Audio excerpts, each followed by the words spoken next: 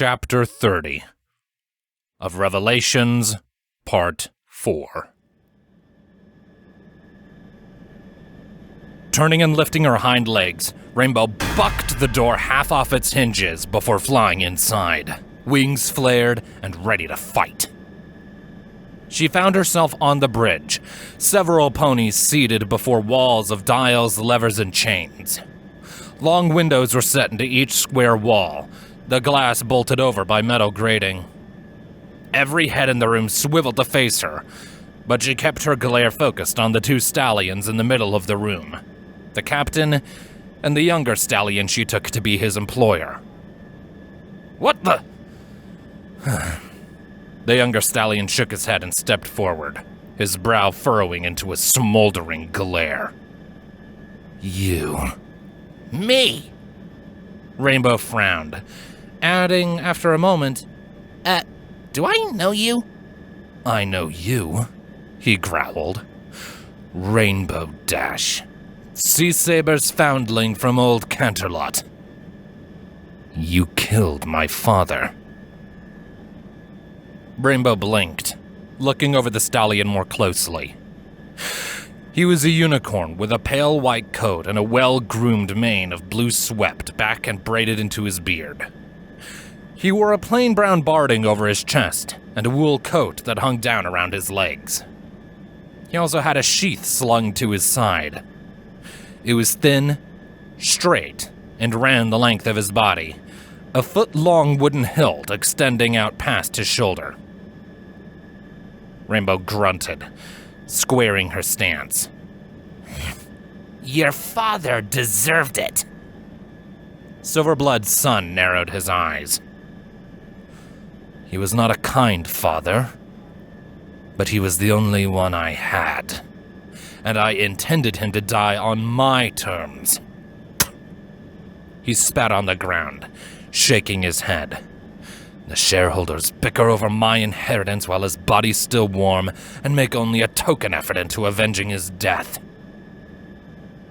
I'm here to do my duty as a son, before I go back to claim what's rightfully mine.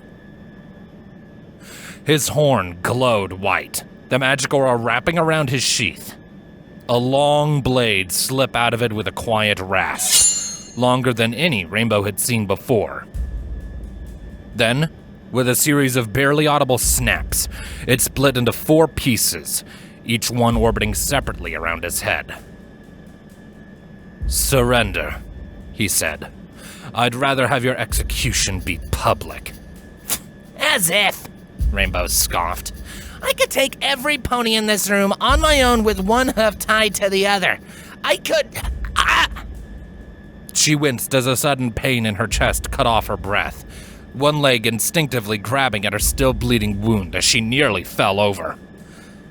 There was a terrifying moment where she couldn't breathe, and then it passed, leaving only a lingering pain behind. You're already wounded, Silverblood's son said, stepping closer. Don't make this harder than it needs to be. Surrender and I'll let your shipmates flee in peace. For now. The radio crackled in her ear, carrying Sunfeather's voice. She said 2 words, as calm and relaxed as ever. Bombs away. One of the ponies manning the control terminals looked towards the glass, his eyes shooting wide open. He pointed and fell back, struggling to form words. Get down! They! The floorwall imploded with the screech of twisting metal and the tinkle of shattering glass as the front half of the submarine burst into the room. The pointing stallion was crushed into red paste, while 2 other ponies fell with cries of pain, sharp chunks of flying metal digging into their flesh. Rainbow lifted a wing to protect her face from the glass shards bouncing around the room, hissing as several pieces scratched at her legs and side. The command room was in chaos. The ponies seated towards the front lay still or moaning, some caught under rubble or bleeding from deep cuts. Those at the back had abandoned their stations to take cover behind tables and terminals, reaching for scattered weapons or picking themselves up from where they dove for cover. There was a brief moment of silence as the dust settled, every eye focused on the submarine sitting lopsided in the middle of the room. 3 ponies stood inside, clearly visible through the rounded glass viewport. Star Trails wore her dive suit, but Sea Saber and Flintlock had donned what looked to be old combat barding, their legs, chests, and necks protected by hard plates of metal.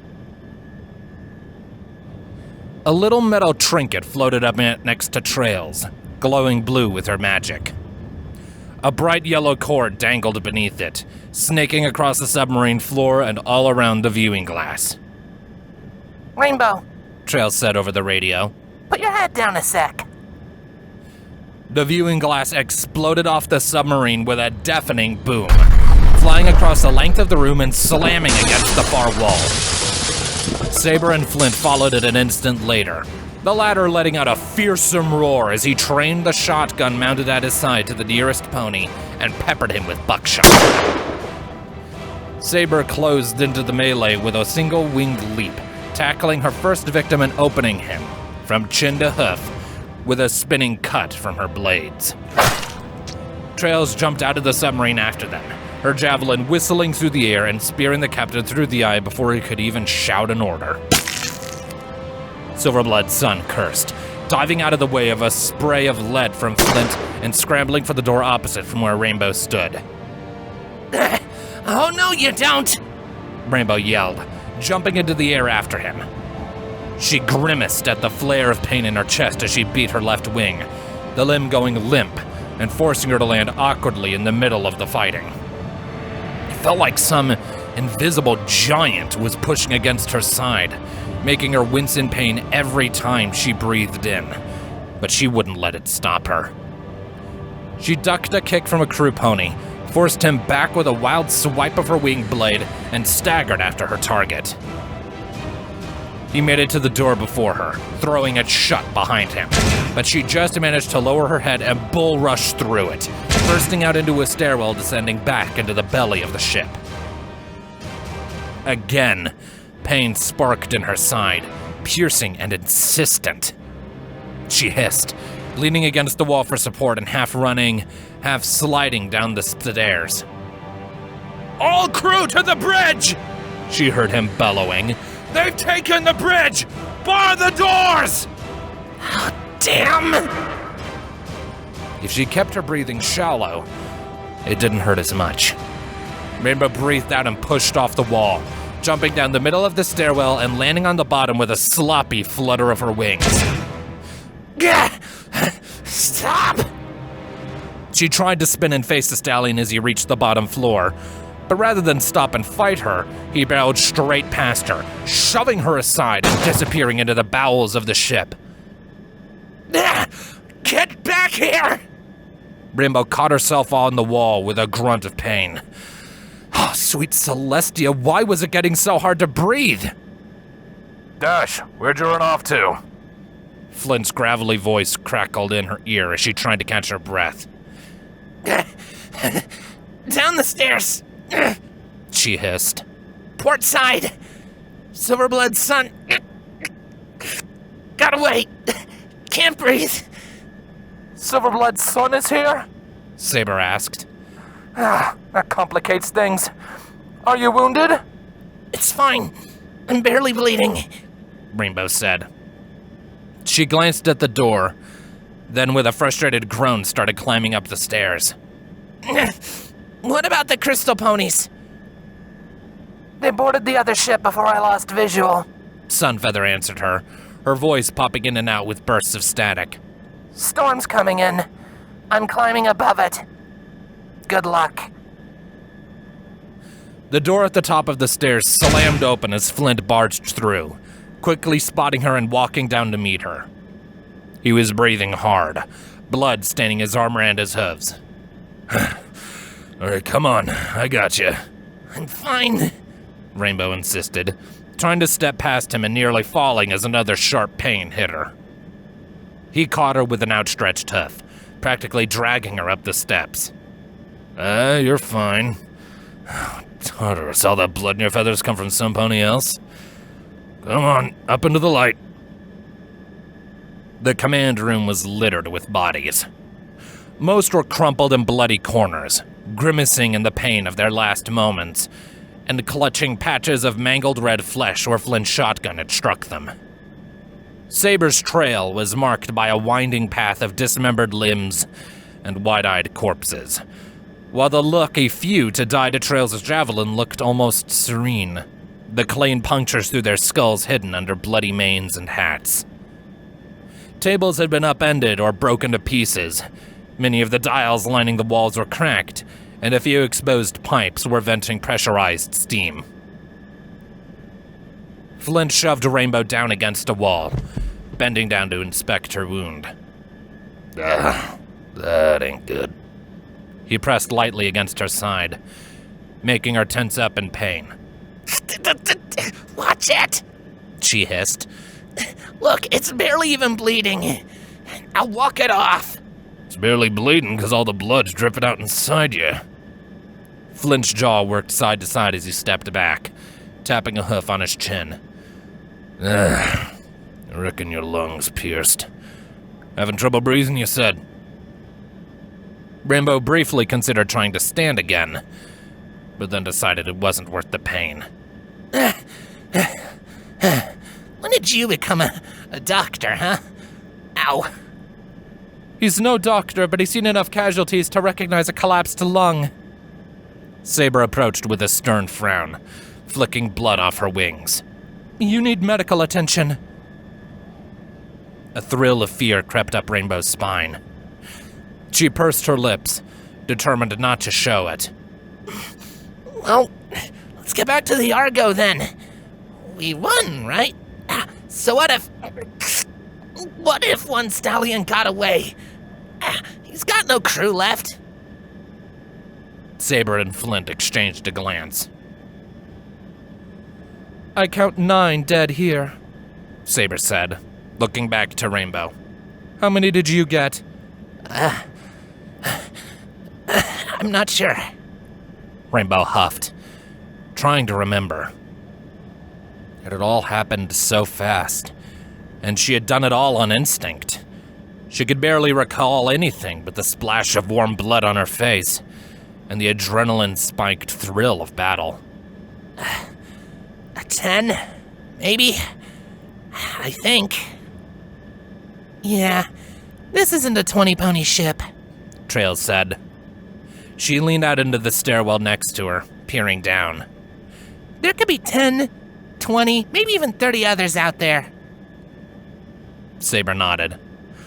We need to move before we lose initiative. There's only 2 doors out of the control tower, and if they can set up watching on both of them, it'll be impossible to push out. Right. Cool. Rainbow grabbed an overturned table, struggling up to her hooves with a pained groan. I can fight. Let's go. You need to relax and hold that hole shut, Flint said, pushing her back down. He looked around the room, scanning the debris scattered over the floor. They got any tape in here? Some tape would do wonders. I can stay and watch Rainbow, Trail said, coming back into the room. Luna knows I'm not a real fighter anyways. Saber shook her head. Negative. If we're all getting out of this alive, we need to stick together. Rainbow looked up at her in confusion. A moment of silence passed before Trails said, But she's helpless. Anyone could come up here and finish her off while we're gone. No, they wouldn't, Rainbow hissed, voice shaky. I'm fine. Rainbow isn't my concern, Saber snapped. You two are. All of this is her fault, remember?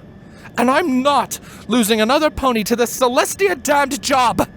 Saber, Flint said quietly. You want to just leave her? Have you got a problem with that, soldier? Saber rounded on him with a stomp of her hoof.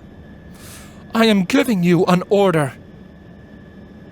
Flint closed his eyes and took in a deep breath.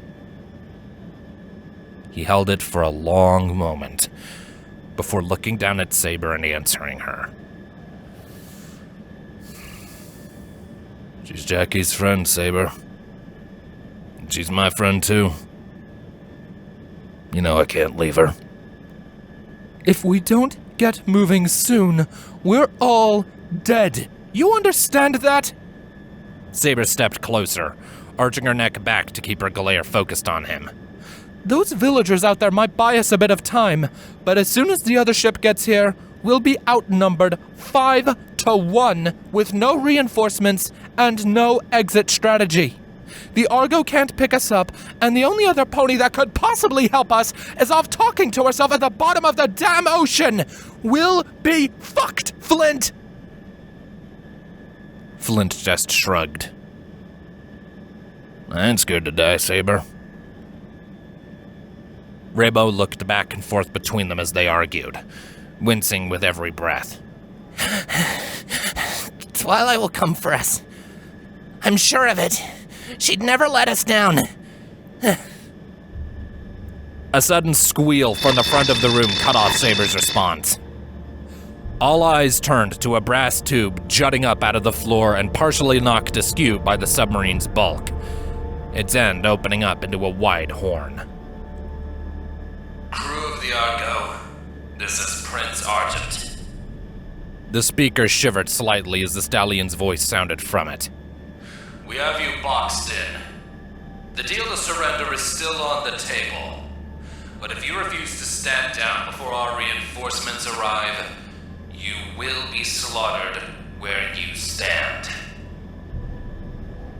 He paused, giving his words time to sink in. Your attack was bold and impressive, but you are far beyond the hope of victory. The goddesses themselves can't save you now. As if a goddess has ever saved anyone, Saber muttered, shaking her head. She looked to Rainbow, then Trails, and finally Flint. Boss? Trails asked tentatively. What's the plan? Several seconds passed. They only sound the growing howling of the wind outside. Finally, Saber closed her eyes and pursed her lips. You two can still get out. He'll only want me and Rainbow. Oh, what? Trail shook her head. That's crazy! Saber, Flint started. He's right, Saber growled. She began to pace, wings half outstretched. He's got us cornered. There's no reason we all have to die. She walked up to the submarine's scratched hull and leaned against it with a tired sigh. Every pony dies eventually. I don't fear it either. We can't just give up! Ugh. Rainbow shouted, trying to stand and falling back with a strained hiss. Every breath in made the pain in her side worse, but she couldn't keep silent. Twilight needs us! The princess needs us! We still have a chance! Ugh. There is no chance, Saber said firmly, not looking back. This was the best plan I had, and it failed, and we can't fight our way out. We're done, she added in a quieter voice. There's never any point to valiant last stands. She reached for the brass horn, but Flint stepped in her way, pushing her back with his bulk. Flint, step aside, she ordered. You know I'm right. Aye, you're right, he said quietly. But there ain't no rush, is there? We got a little bit still. He shrugged, laying a hoof on her shoulder. I won't stop you from doing what needs to be done, but only when it needs to be done. Till then, we hold out. He looked out the shattered window, watching the sunlight filter through the snow flurries. Maybe Rainbow's right. Light could still come for us. He turned and walked to a corner without looking back, training his gun on a door. Rainbow looked from pony to pony with increasing desperation, clutching at her wound. Trail seemed to be at a loss, and Saber was focused on something only she could see. Flint watched his door with a grim frown, still as a statue. Was this all her fault? If she hadn't been wounded, then she could have caught Prince Argent, or they could have kept moving together as soon as they cleared the command room. And if she hadn't gone back and killed Silverblood, none of this would even be happening. Rainbow leaned back against the wall, muttered a prayer to Celestia, and watched the sun creep higher into the sky.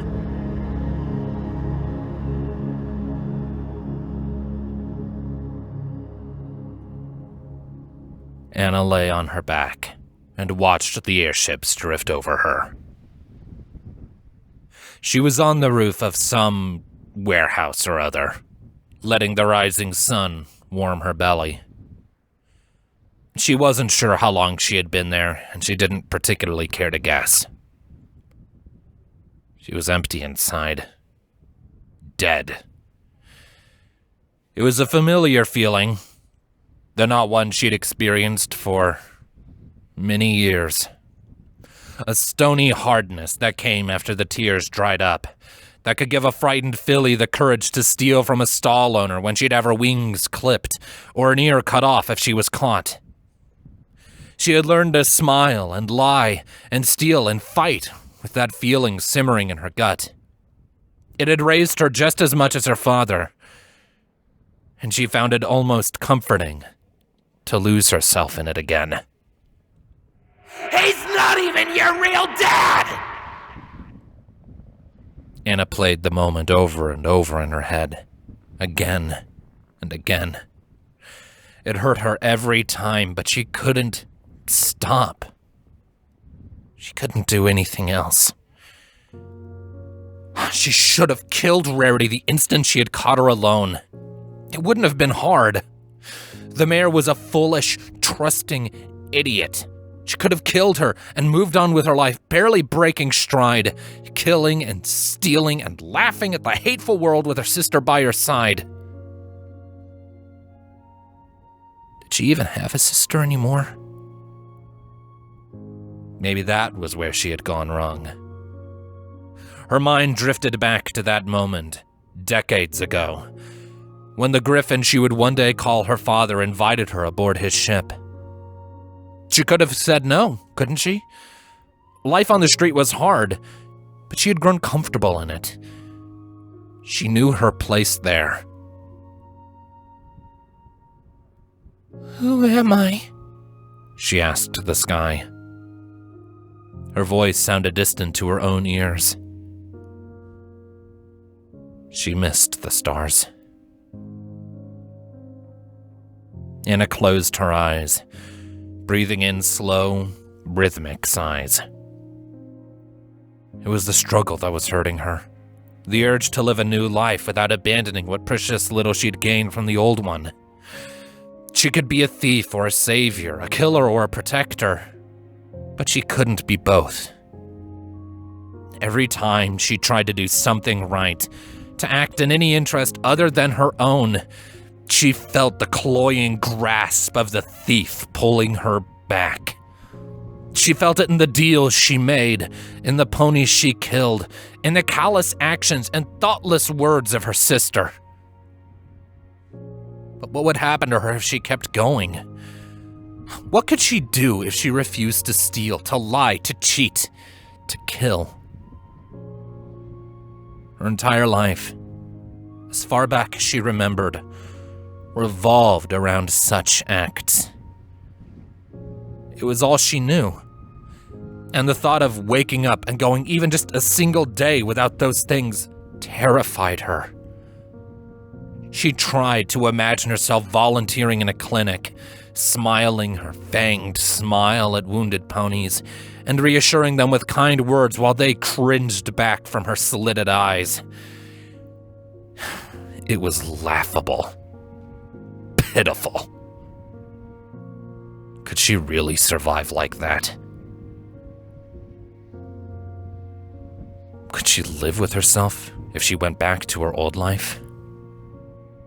There would always be that doubt in the back of her head now, that shame, that knowledge that there was a mare out there who had truly given her a chance. She would have to live knowing she had seen an opportunity to change and consciously turned it down.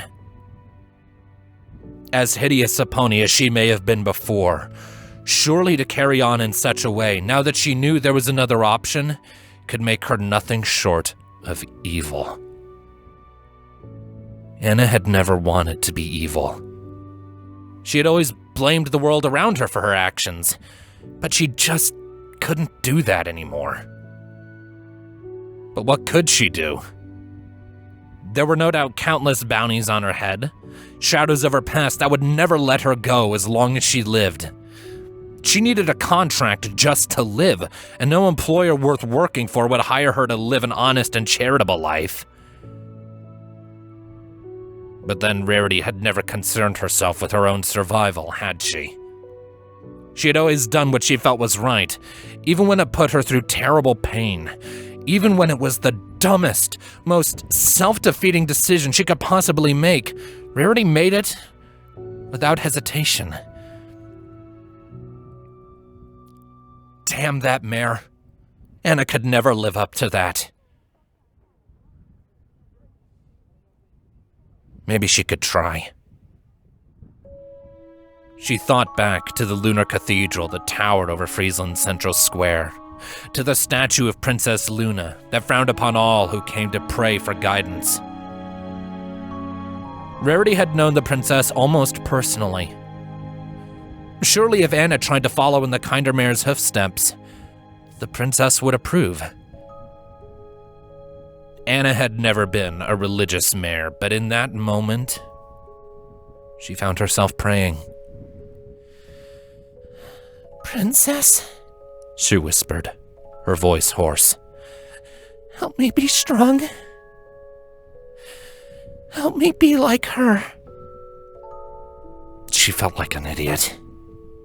She shivered, a few more tears tracing a path down her cheeks. I want to do it, Princess. I can't do it alone. Please, if you're out there, send me a sign. Show me you're with me.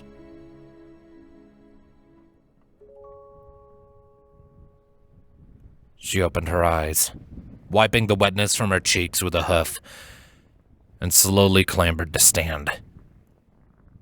She looked around, a small tendril of hope fluttering in her breast. A sign, any sign, even just the smallest thing, something she could at least pretend was a sign from Luna and use an inspiration. It was so foolishly stupid, but she needed something.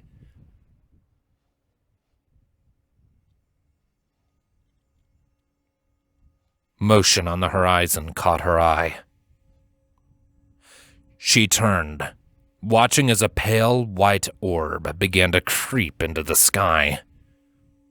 She narrowed her eyes in confusion, trying to identify it. It slid steadily higher, so slowly that at any given moment, it didn't even look like it was moving, inexorably climbing towards the sun. Anna gasped, her legs dropping out from under her. There was no way. It was impossible. The moon ground to a stop in front of the sun, a perfectly round circle of black, ringed with a halo of shimmering sunlight, and cast Harvest into shadow.